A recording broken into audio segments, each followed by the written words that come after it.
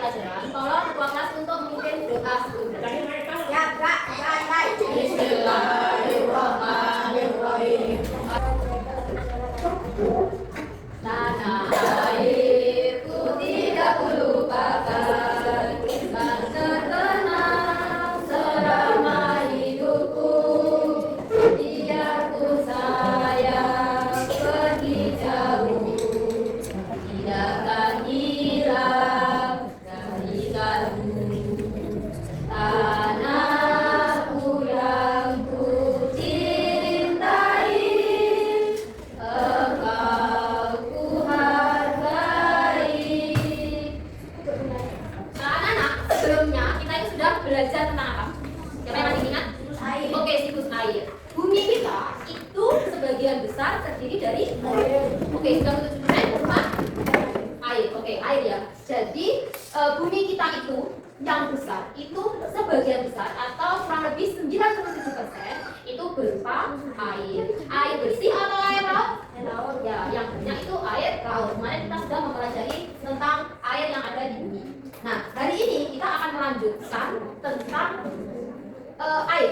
Siklus air. Kita tanya tentang siklus air. Apa sih siklus air? Nah, hari ini kita akan mempelajari tentang siklus air. Sebelumnya, Bu Guru akan membagi kalian menjadi 3 kelompok. Jadi kita akan mengacak kalian menjadi kelompok-kelompok dengan cara begitu ya, biar adil. Sudah berkumpul bersama kelompoknya? Oke. Sekarang Ibu akan membagi lembar kerja kelompok. Nah, pada pertemuan pertama kita telah membahas tentang manfaat air ya. Kemarin sudah membahas manfaat air ya. Bagi keberlangsungan hidup makhluk hidup di bumi. Apa saja kemarin? Mencuci, minum, mandi. Oke, memasak. Ya. Itu untuk manusia. Kalau untuk hewan butuh nggak air? Ya betul. Untuk apa air? Bagi hewan minum juga, mandi. Kalau tumbuhan butuh nggak? Untuk apa? Menyiram. Oke.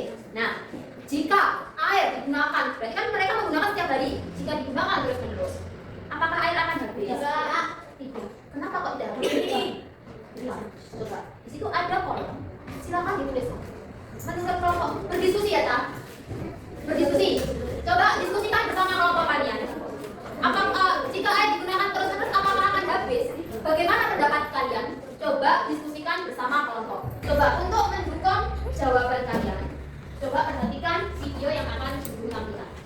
Sebanyak 97,5% air yang ada di bumi merupakan air asin. Bukan air tawar yang sesuai dengan kebutuhan sehari-hari manusia.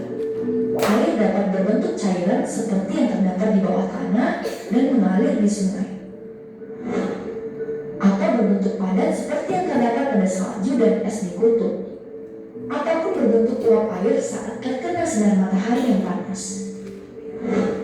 Seluruh proses perubahan bentuk air yang terjadi secara alami di lingkungan termasuk ke dalam siklus air. Oke, ya. Itu tadi video tentang apa? Siklus air. Kenapa air tidak habis walaupun kita gunakan setiap hari dan jumlahnya banyak nggak yang digunakan? Padahal di bumi tadi air bersih hanya berapa persen? Berapa persen? 1%. Anak-anak tadi di video air itu tidak habis karena dia mengalami apa? Siklus air. Air yang ada di danau, sungai, di laut, terkena cahaya matahari dia akan mengalami apa? Mengalami menguap atau penguapan ya. Proses itu dinamakan dengan evaporasi. Setelah sampai di udara, dia akan berkumpul menjadi satu membentuk apa? Membentuk awan. Membentuk awan itu dinamakan proses kondensasi. Lama kelamaan uap air yang membentuk awan tidak cukup kuat untuk menampung. Akhirnya dia akan jatuh kembali ke bumi dalam bentuk apa? Air hujan atau disebut dengan proses presipitasi. Oke. Nah, dari proses presipitasi tadi air jatuhnya kemana, anak-anak?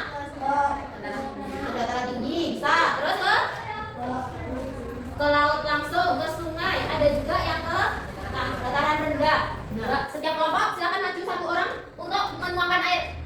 Dan air ayo. Mas Dikri, tuang ke dalam wadah air. Oke.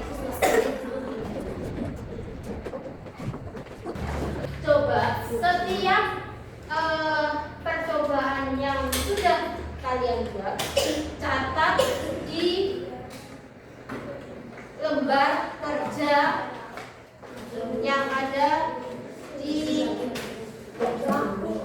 kelompok kalian.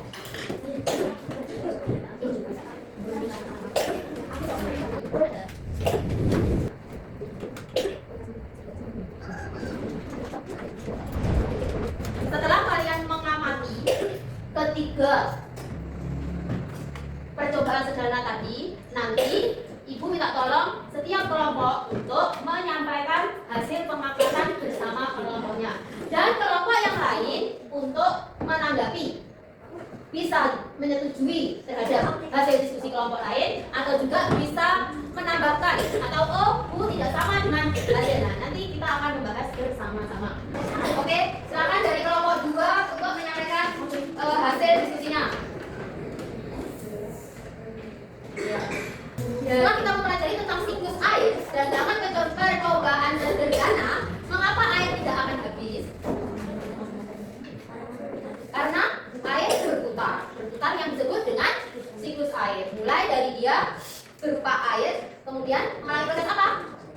Evaporasi atau penguapan, kemudian terjadi proses kondensasi atau proses terjadinya apa? Awan. Setelah menjadi awan, lama-kelamaan akan turun menjadi hujan. Dari hujan akan kembali lagi menjadi apa?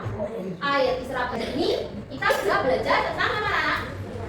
Evaporasi, kondensasi, presipitasasi, yang transpirasi. Oke, yang keempat tahapan itu merupakan tahapan penting dalam proses dalam siklus air. Oke, sudah. Setelah ini untuk mengetahui seberapa dalam sampean memahami materi hari ini, Ibu akan memberikan soal evaluasi yang dapat membantu pemahaman kalian terhadap materi yang sudah kita pelajari hari ini.